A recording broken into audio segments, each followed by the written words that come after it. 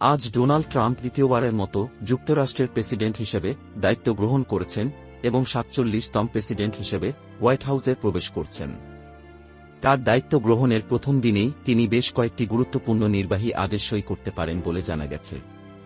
Financial টাইমসের তথ্য অনুযায়ী তিনি দক্ষিণ সীমান্তে জাতীয় জরুরি অবস্থা ঘোষণা করতে পারেন, যার মাধ্যমে সীমান্ত সুরক্ষা জোরদার এবং অতিরিক্ত বাধা নির্মাণ করা হবে। এছাড়া অবৈধ অভিবাসীদের দ্রুত বহিষ্কারের জন্য আশ্রয় নীতিকে কঠোর করার পরিকল্পনা রয়েছে। দ্য টাইমসের মতে তিনি কানাডা, মেক্সিকো এবং চীন থেকে আমদানি হওয়া পণ্যের উপর শুল্ক আরোপের মাধ্যমে দেশীয় উৎপাদনকে উৎসাহিত করার উদ্যোগ নেবেন।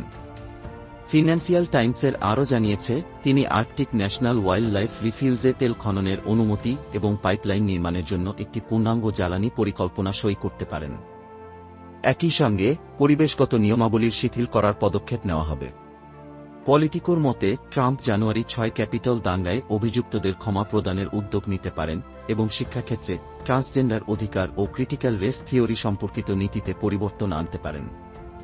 প্রযুক্তি খাতে তিনি টিকটক নিষেধাজ্ঞা স্থগিত করে কোম্পানিটিকে বিক্রির জন্য অতিরিক্ত সময় দিতে পারেন। এসব পদক্ষেপ ট্রাম্পের নির্বাচনী প্রতিশ্রুতিগুলো দ্রুত বাস্তবায়নের উদ্দেশ্যে নেওয়া হবে।